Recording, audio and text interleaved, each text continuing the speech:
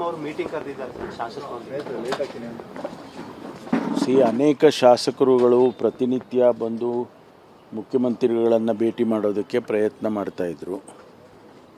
ಅದಕ್ಕೆ ಮುಖ್ಯಮಂತ್ರಿಗಳು ಇಲ್ಲಪ್ಪ ನೀವು ಬಂದು ಇಲ್ಲಿ ನನ್ನನ್ನು ಕಾಯ್ಕೊಂಡು ಇದು ಮಾಡುವ ಸಮಯ ವ್ಯರ್ಥ ಮಾಡ್ಕೊಳ್ಳೋದು ಬೇಡ, ಕ್ಷೇತ್ರಗಳಲ್ಲಿ ಹೋಗಿ ಕೆಲಸ ಮಾಡ್ಕೊಳ್ಳಿ, ನಾವು ಅನೇಕ ಕಾರ್ಯಕ್ರಮಗಳನ್ನೆಲ್ಲ ಕೊಟ್ಟಿದ್ದೇವೆ, ಅದರಿಂದ ನಾನೇ ನಿಮಗೆ ಅವಕಾಶ ಕೊಡ್ತೇನೆ, ನಿಮ್ಮದು ಏನೇನು ಸಮಸ್ಯೆಗಳಿದೆ ಅದನ್ನೆಲ್ಲ ನಾವು ಮಂತ್ರಿಗಳನ್ನೂ ಕರಿತೀನಿ, ಮುಖ್ಯವಾದಂಥ ಇಲಾಖೆಗಳನ್ನ ಮಂತ್ರಿಗಳನ್ನೂ ಕರಿತೇನೆ, ಬಂದು ನಿಮಗೇನು ಕೆಲಸ ಆಗಬೇಕು ಅಥವಾ ನಿಮ್ಮ ಸಮಸ್ಯೆ ಏನಿದೆ ಅದನ್ನು ಚರ್ಚೆ ಮಾಡಿ ಅದನ್ನು ಬಗೆಹರಿಸ್ಕೊಡ್ತೀನಿ ಅಂಥೇಳಿ ನಾಳೆಗೆ ಅಂತ ಇತ್ತು, ಅದು ನಿನ್ನೆ ಅಡ್ಜರ್ನ್ ಆಯ್ತಲ್ಲ, ಹಾಗಾಗಿ ಇವತ್ತೇ ಮಾಡೋಣ ಅಂಥೇಳಿ ಕರೆದಿದ್ದಾರೆ.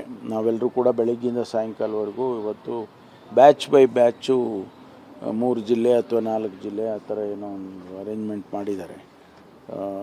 ಅವ್ರ ಸಮಸ್ಯೆಗಳನ್ನೆಲ್ಲ ಕೇಳಿ ಉತ್ತರ ಕೊಡ್ತಾರೆ. ಕಾಂಗ್ರೆಸ್ MLAಗಳು ಮಾತ್ರ ಕರೆದಿದ್ದಾರೆ. ಹೌದೌದು, ಕಾಂಗ್ರೆಸ್ MLAಗಳಿಗೆ ಚುನಾವಣೆಗಿನ್ನ ಹೆಚ್ಚಾಗಿ ನಮ್ಮ ಪಕ್ಷ ಒಂದು ಯುನೈಟೆಡ್ ಆಗಿರಬೇಕಲ್ವಾ. ಈಗ ನಾವು ಆಡಳಿತ ಪಕ್ಷ ಆಗಿ ನಾವು ಯುನೈಟೆಡ್ ಆಗಿ ಇಲ್ಲದೆ ಹೋದರೆ ಅವ್ರ ಸಮಸ್ಯೆಗಳನ್ನ ನಾವು ಬಗೆಹರಿಸ್ತಾ ಇದ್ದರೆ ಆಡಳಿತ ಪಕ್ಷ ಅಂದಮೇಲೆ ಮಾಡಲೇಬೇಕಲ್ಲ. ಯಾವುದೇ ಆಡಳಿತ ಪಕ್ಷ ಯಾವುದೇ ಸರ್ಕಾರ ಇದ್ದಾಗ ಆಡಳಿತ ಪಕ್ಷಕ್ಕೆ ಅವರು ಒಂದಿಷ್ಟು ಹೊತ್ತು ಕೊಡ್ತಾರೆ.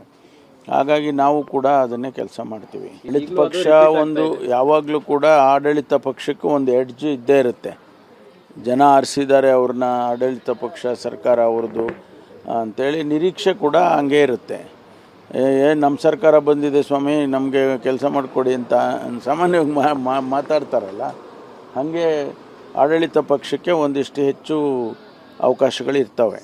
ಎಲ್ಲ ಮಾಡಲೇಬೇಕಲ್ಲ. ನಾವೆಲ್ಲ ಜಿಲ್ಲಾ ಮಂತ್ರಿಗಳು ಅಂತೇಳಿ ಪ್ರತಿ ಜಿಲ್ಲೆಗೂ ಒಬ್ಬರು ಮಂತ್ರಿಗಳನ್ನ ನೇಮಕ ಮಾಡಿದ್ದಾರೆ.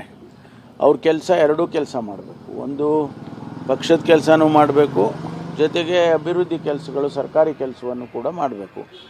ಅವರಿಗೆ ಅದಕ್ಕೆ ಜವಾಬ್ದಾರಿ ಕೊಡ್ತಾರೆ. ಈಗ ನಾವೆಲ್ಲ ಡಿಸ್ಟ್ರಿಕ್ಟ್ ಮಿನಿಸ್ಟ್ರಿಗಳಾದಾಗ ನಾವು ಹಿಂದೆನೂ ಕೂಡ ಅಷ್ಟೇ, ಆ ಡಿಸ್ಟ್ರಿಕ್ಟಿನಲ್ಲಿ ಬರುವಂಥ ಪಕ್ಷದ ಸಮಸ್ಯೆಗಳನ್ನು ಬಗೆಹರಿಸಬೇಕು ಮತ್ತು ಅಭಿವೃದ್ಧಿ ಕೆಲಸಗಳನ್ನು ಕೂಡ ಮಾಡಬೇಕು.